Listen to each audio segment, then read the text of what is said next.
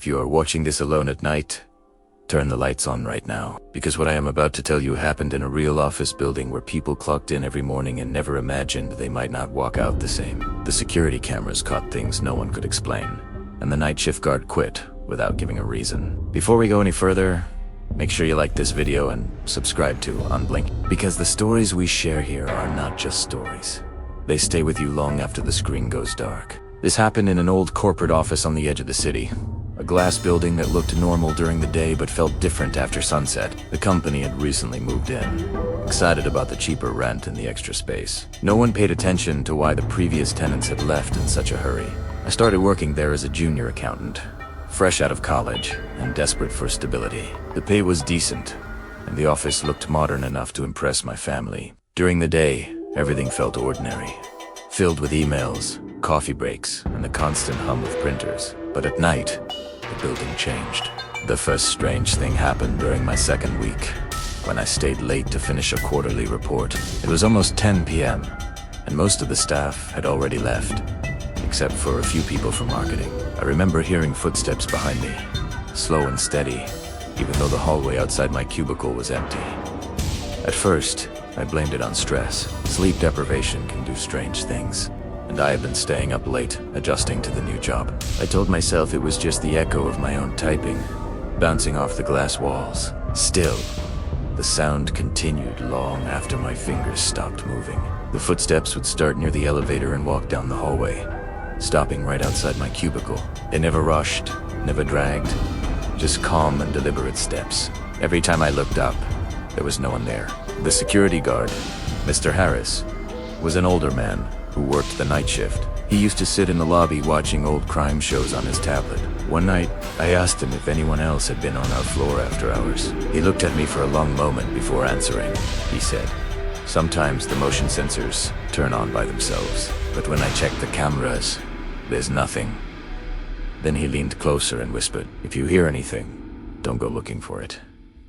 After that, he went quiet and changed the subject. A week later, the lights on the third floor started flickering every evening at exactly 9:17 p.m. The maintenance team checked the wiring and found nothing wrong. They replaced the bulbs, but the flickering continued. It always began near the conference room. The conference room had glass walls and a long wooden table that could seat 20 people. During meetings, it felt bright and professional. At night, it reflected shadows in strange ways, like there were more people inside than there actually were. One evening, my coworker Daniel asked if I could help him with a presentation. We stayed late together, laughing about office gossip and complaining about deadlines. Around 9:15 p.m., the lights started to dim.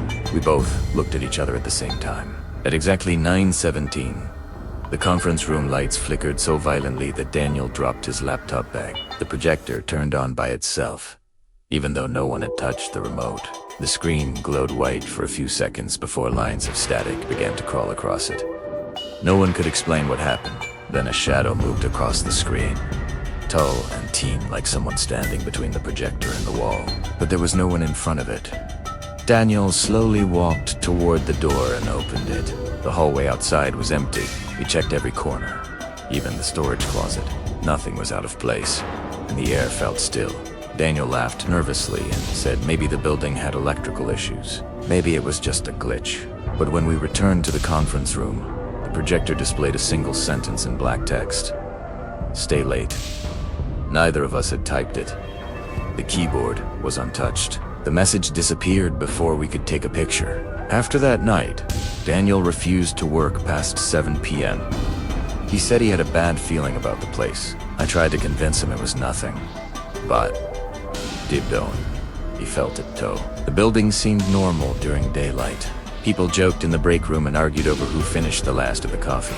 The HR manager planned team-building events and birthday surprises. It was almost impossible to imagine something dark hiding behind those glass walls. But the night shift cleaners started reporting strange things. One cleaner, Maria, claimed she heard someone whisper her name while she was vacuuming the 5th floor. She thought it was one of the supervisors playing a prank. When she turned around, she saw a reflection in the window behind her. The reflection didn't match her movements. She said it stood still while she stepped forward. She quit the next day and never came back.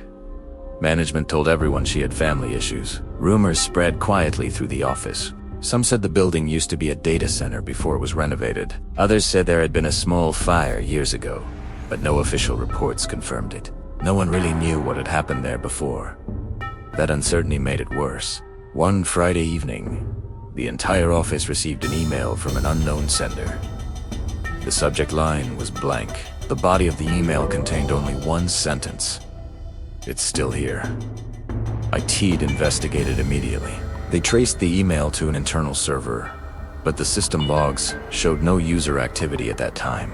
According to the records, everyone had already logged out. The email was deleted from the system within minutes, but some of us had already read it. I started having trouble sleeping after that. Every time I closed my eyes, I saw the empty conference room and that shadow on the projector screen. Maybe I imagined some of it, but the fear felt real. One night, I decided to stay late on purpose. I wanted to prove to myself that nothing was wrong. I told Daniel I had extra work, but really, I just needed answers. By 9 p.m., the office was almost empty. The air felt heavier than usual. At 9:16 p.m., I stood outside the conference room, staring at the lights. My heart pounded in my chest. I checked my phone to make sure the time was correct. 9:17. The lights flickered again. This time, the door to the conference room slowly creaked open by itself. The projector turned on, casting a pale glow on the wall. I stepped inside, my hands shaking. The screen remained blank. Then I heard the footsteps again, walking down the hallway toward the room. They stopped right outside the glass wall. I couldn't see anyone there. My reflection stared back at me, but for a split second, I noticed something behind me in the glass, a shape that didn't belong to my shadow. When I turned around, the room was empty. I told myself I was just scared. Fear can make ordinary things look strange. The mind fills in gaps when it doesn't understand what it sees. That explanation comforted me for about 10 seconds. Then, the temperature dropped. My breath became visible in the air. The projector flickered, and faint outlines began to form on the screen. It looked like a figure standing in the corner of the room, tall and motionless. I couldn't see its face clearly. It didn't move toward me, and it didn't make a sound. It just stood there, as if observing. It seemed unstoppable. I wanted to run, but my legs felt frozen. The lights above me buzzed loudly. Then the fire alarm suddenly went off. The sound shattered the silence. Sprinklers didn't activate, and there was no smoke. The alarm blared for exactly 30 seconds before shutting off. When I looked back at the screen, the figure was gone. The room felt normal again. Security arrived on the floor within minutes. They asked if I had triggered the alarm accidentally. I told them what I saw, but they exchanged skeptical glances. The cameras showed me standing alone in the room. There was no shadow, no figure, nothing unusual on the footage. The projector had turned on, but no image appeared in the recording. I began to doubt myself. Maybe I imagined it. But then Daniel called me the next morning. His voice sounded shaken. He said he had received a voicemail at 9:17 p.m. the night before. It was just static at first. Then, faintly, he heard footsteps and a whisper. The whisper said his name. He swore he never told anyone. He stayed late with me that first night. After that, more employees started reporting strange experiences. Files would move from one desk to another overnight. Computer screens would turn on at 9:17 p.m., even when unplugged. The elevators sometimes stopped on floors no one had selected. The HR manager tried to calm everyone down. She said it was stress from tight deadlines. She encouraged us to take mental health days, but our hands trembled every time the lights flickered. Then Mr. Harris, the security guard, disappeared. He didn't show up for his shift one night. His car was still parked in the lot. The cameras showed him entering the building at 8 p.m., but there was no footage of him leaving. People who entered were never seen there again. Police searched the building from top to bottom. They found nothing unusual, no signs of struggle. His family insisted he would never just walk away. The case went cold within weeks. After his disappearance, the atmosphere in the office changed completely. Conversations became quieter. No one stayed past sunset anymore. but the company refused to close. They claimed everything was under control. They installed new security systems and updated the cameras. Yet the strange events continued. One evening, the entire floor lost power, except for the conference room. Its lights glowed brightly, while the rest of the office was dark. From the hallway, it looked like someone was sitting at the table inside. A single silhouette had bowed. When maintenance opened the door, the room was empty. The chair at the end of the table was slightly pulled back. A notebook lay open in front of it. On the page, written in black ink, were the words, "Stay." No one recognized the handwriting. IT wiped the servers again. Management threatened termination for anyone spreading rumors. Still, whispers traveled through the cubicles like cold air. I started recording everything on my phone. Every flicker of light, every strange noise. Most of the footage showed nothing unusual, just empty hallways and silent desks. But one video changed everything.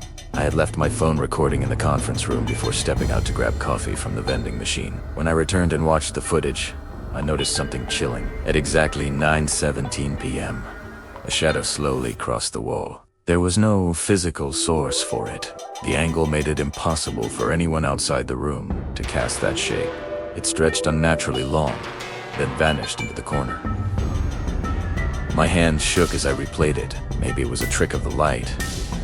I showed the video to Daniel. He went pale and said he had seen the same shape in his dreams. He told me he felt like the building was watching us, not attacking, just observing. Soon after, Daniel stopped coming to work. He didn't answer calls or texts.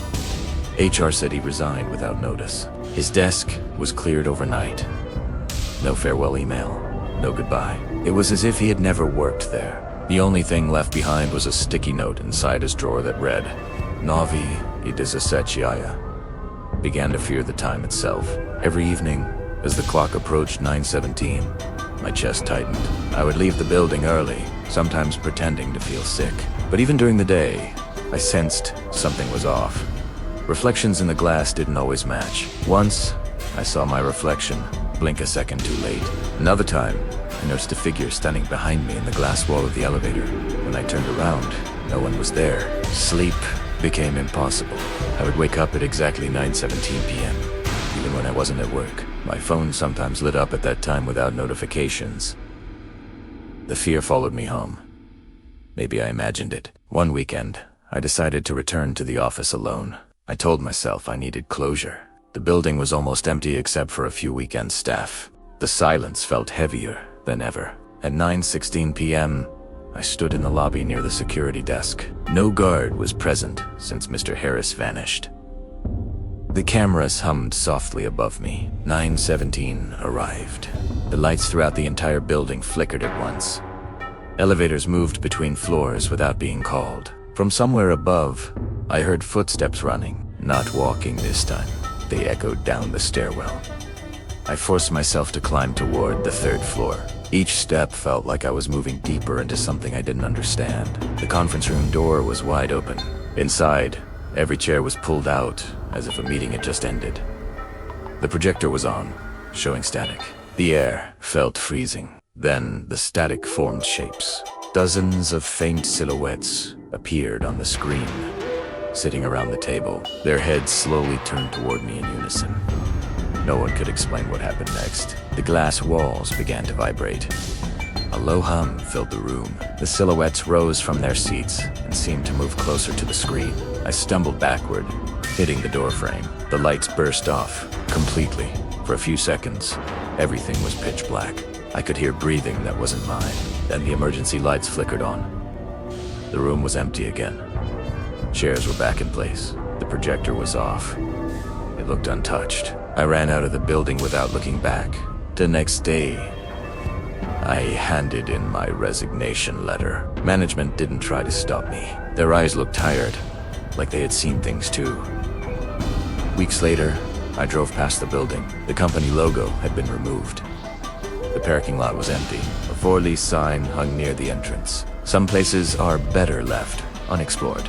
I still don't know what I saw in that office. Maybe stress and lack of sleep twisted my perception. Maybe there was something in that building no one was meant to understand. All I know is that every night at 9:17 p.m., I feel a chill. If you ever find yourself working late in an empty office and hear footsteps behind you, don't ignore them. If the lights flicker at the same time every night, pay attention. And if a conference room door opens by itself, maybe it's a sign to leave. I still don't know what I truly experienced in that office, and maybe I never will. Maybe stress played tricks on my mind, or maybe some places carry things we simply don't understand. But one thing I believe with certainty is this: everything happens by the will of Allah. Nothing moves, nothing changes, and nothing touches our lives without His knowledge. Everything happens according to Allah's will, and maybe some questions are not meant to be answered. Thank you for listening to this story on Unblinking. If this story kept you watching till the end, comment below what you think was really happening in that building. Share this video with someone who works late shifts. And don't forget to subscribe for more stories that will stay in your mind long after midnight.